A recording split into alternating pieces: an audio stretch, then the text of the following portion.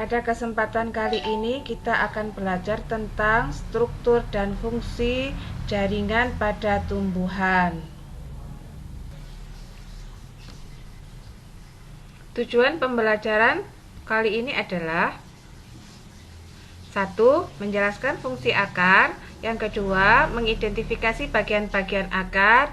3. Menjelaskan fungsi bagian-bagian akar. 4. Menjelaskan fungsi jaringan-jaringan penyusun organ akar. Yang kelima, menjelaskan proses masuknya air ke dalam akar.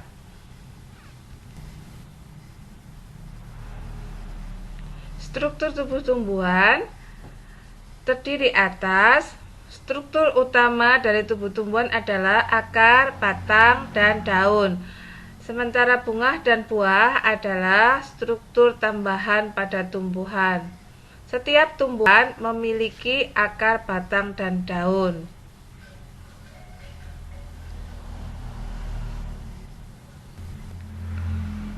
Akar berfungsi untuk 1.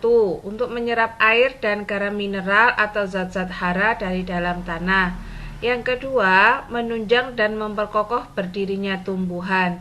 Yang ketiga, pada beberapa jenis tumbuhan juga berperan sebagai alat respirasi atau alat pernapasan. Yang keempat, pada tumbuhan tertentu, akar juga berperan sebagai tempat penyimpanan makanan atau sebagai alat perkembangbiakan vegetatif. Contohnya pada singkong dan wortel. Yang kelima, akar sebagai alat pernapasan pada tumbuhan. Contohnya adalah akar napas pada tumbuhan atau tanaman tembakau. Tetapi dari semua fungsi akar ini, fungsi utama akar adalah untuk menyerap air dan mineral dari dalam tanah. Jenis-jenis akar ada dua, yaitu akar tunggang dan akar serabut. Ciri utama akar tunggang adalah memiliki pokok akar pada tengah akar yang besar, kemudian bercabang-cabang membentuk rambut-rambut akar. Sementara yang akar serabut tidak memiliki pokok akar utama, tapi semua akarnya berserabut, tidak memiliki akar utama. Akar tunggang dimiliki oleh tumbuhan dikotil, sementara akar serabut dimiliki oleh tumbuhan monokotil. Adapun struktur akar dapat dilihat pada gambar berikut. Secara vertikal, akar memiliki bagian dari yang paling luar adalah epidermis. Epidermis membentuk tonjolan-tonjolan pada ujungnya membentuk rambut akar. Setelah epidermis ada korteks. Kemudian ada jaringan floem yang berwarna ungu, dan sementara yang berwarna pink adalah jaringan xilem. Sementara pada ujung akar terdapat meristem akar. Fungsi dari rambut akar adalah memperluas daerah penyerapan air. Yang kedua, fungsi korteks adalah tempat penyimpanan cadangan makanan. Yang ketiga, fungsi dari jaringan meristem akar adalah jaringan ini selalu membelah yang berfungsi untuk membentuk sel-sel baru pada akar. Yang keempat, epidermis. Fungsi jaringan epidermis adalah melindungi bagian dalam jaringan. Jaringan epidermis terletak paling luar. Jaringannya tersusun rapat. Yang kelima, jaringan floem. Floem atau pembuluh tapis berperan untuk mengangkut zat makanan hasil fotosintesis dari daun sampai ke akar. Yang keenam adalah jaringan xilem atau jaringan kayu, berfungsi untuk mengangkut air dan dari akar sampai ke daun. Apa perbedaan akar dikotil dan monokotil? Perhatikan gambar berikut.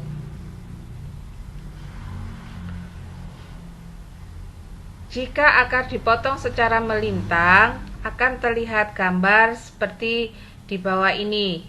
akar monokotil dan satunya adalah akar dikotil. Jika kita amati dari luar ke dalam, bagian-bagian yang dimiliki oleh akar dikotil dan monokotil adalah sama-sama memiliki korteks. Kemudian sama-sama memiliki endodermis. Yang ketiga, sama-sama memiliki peristikel. Yang keempat, sama-sama memiliki xilem dan sama-sama memiliki floem. Nah, apa perbedaan dari dua struktur jaringan ini? Perhatikan. Pada pembuluh angkut, xilem dan floem pada akar monokotil terletak berselang-seling tersusun melingkar. Setelah xilem ada floem, setelah xilem ada floem. Sementara pada akar dikotil jaringan xilem tersusun seperti bentuk bintang. Dapat dilihat pada gambar, kalau xilem pada tanaman dikotil itu yang bulat-bulat yang agak besar itu membentuk seperti bintang. Sementara jaringan floem berada di antara jaringan xilem tersebut.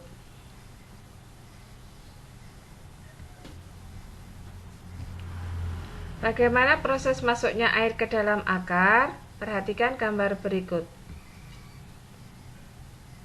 Dapat dilihat air dari luar, dari tanah, masuk melalui rambut-rambut akar, kemudian melalui epidermis, kemudian melewati korteks, dan akhirnya melewati endodermis sampai akhirnya masuk ke dalam jaringan xilem. Setelah masuk ke jaringan xilem, air akan terus masuk ke jaringan xilem yang lebih dalam dan terus naik ke atas menuju daun.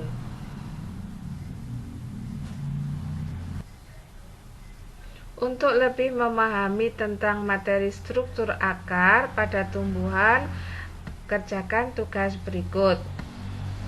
1. Sebutkan bagian-bagian utama dari tubuh tumbuhan. Yang kedua, jelaskan fungsi utama akar bagi tumbuhan.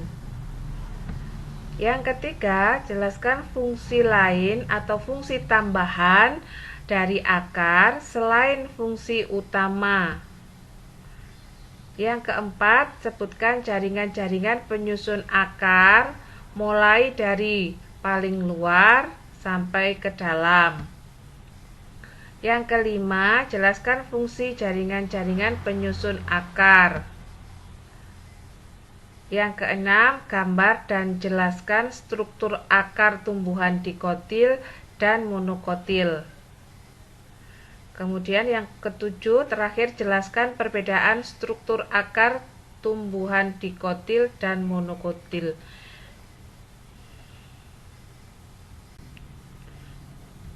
Alhamdulillahirabbil alamin. Demikian tadi kita telah belajar tentang materi struktur tumbuhan pada bagian struktur akar. Semoga apa yang kita pelajari pada hari ini dapat bermanfaat. Untuk pertemuan kedepannya, kita akan belajar kelanjutannya adalah struktur batang dan struktur daun.